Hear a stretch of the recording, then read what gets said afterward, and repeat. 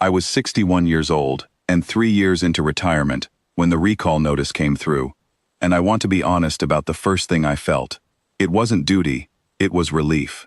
I had spent 3 years fixing a fence line on a dry piece of land outside Bozeman, and I was tired of the quiet. They gave me 2 ships. Not a fleet, 2 aging frigates, the Corrigan and the Hale, both due for decommission inside the year, both crewed by reservists and 24 kids who'd never fired a weapon outside a simulator. This was the reserve wing, the one that existed on paper so the budget committees could say humanity kept a standing obligation to the Ashwell Accord. Nobody thought the Accord would ever be invoked. It had sat in a filing system for 31 years, a defense clause signed with the Osvane back when they were a minor caste on a minor world, back before the Syndral Assembly took them in, as a client species, and humanity quietly stopped mattering to them. I remembered the Accord because I had helped draft it, as a junior liaison officer with better handwriting than judgment. I was the only serving officer left who did. The distress code came in on a frequency so old the translation matrix choked on it, before spitting out a match.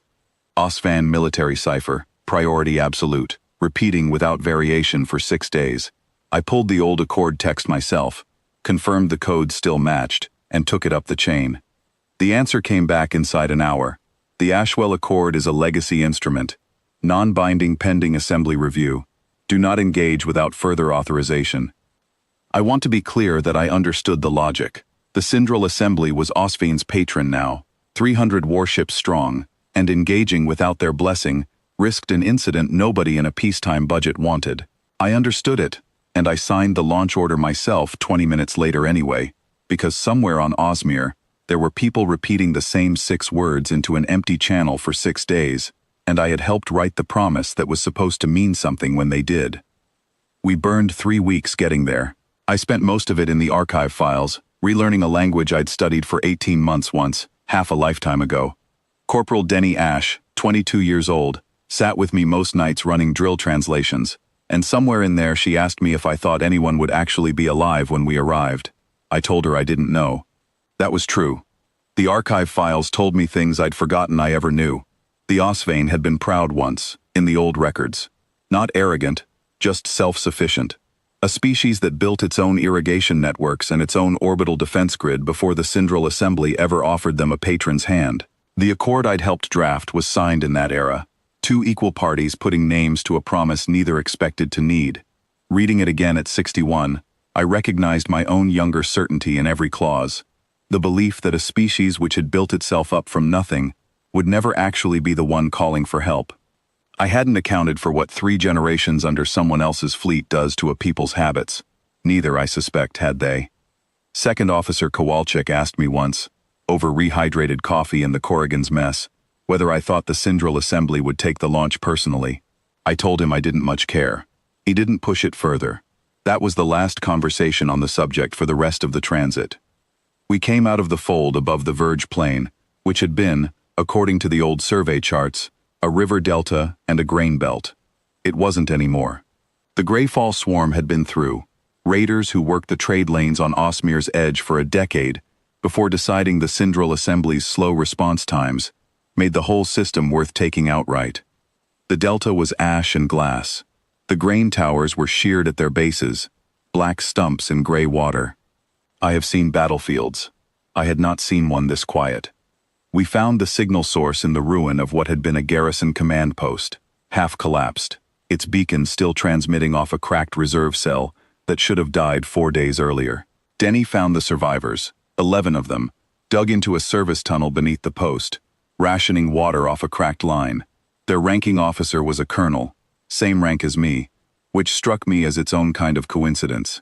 Her name, best I could render it, was Vesa Corinth. Her skin had gone the pale gray-white the Osvane take on under prolonged blood loss and cold, and half her left side was wrapped in a field dressing that hadn't been changed in 2 days because there was nothing left to change it with. She did not ask who we were. She already knew. The frequency we'd answered on was the one thing that could only be us. What she asked, once Denny had the translation running clean, was why. Not accusing, genuinely asking. The Syndral Assembly had been formally notified 9 days before us, and had not moved a single ship. I told her the truth, which was that I'd read a document I helped write 31 years ago and decided it still counted. She looked at me for a long moment after that, and then she looked at the floor, and she did not look back up at me again for the rest of the time we spent getting her people stable and onto the Hale. I have turned that moment over more times than I can count since. I don't think it was gratitude that put her eyes on the floor, or not only that. I think it was the arithmetic. Her people had spent 3 generations under the wing of an alliance, 300 ships strong, and had spent, by her own account, very little time thinking about the minor accord with the minor species they'd left behind on the way up. When the assembly's silence finally came, the thing that answered instead was the one they'd stopped counting. We stayed 4 more days pulling wounded from collapsed shelters across the plain, working off Vessa's grid references, because she refused evacuation until every sector was checked twice. Denny ran translation for 11 straight hours the second day without complaint. The Corrigan's medical bay filled past capacity by the third. We put cots in the corridor and kept working. Nobody on my crew asked whether this was authorized. I'd stopped bringing it up. One of the wounded we pulled on the second day was a boy. I use the word loosely, since I never learned the OSVAN term for the equivalent life stage, who couldn't have been more than a cadet, buried under collapsed decking for the better part of a week. He was conscious when we reached him, barely, and the first thing he did was recite his unit designation and his commanding officer's name, over and over, in a voice gone to gravel. He didn't ask who we were either. When Denny told him, gently, that no assembly ships had come, he stopped reciting and started crying instead, quiet and exhausted, the kind of crying that has nothing left in it but relief. I sat with him until the transport shuttle arrived, because nobody else had a free hand, and there is nothing dignified to report about that hour, except that it happened, and that I would do it again.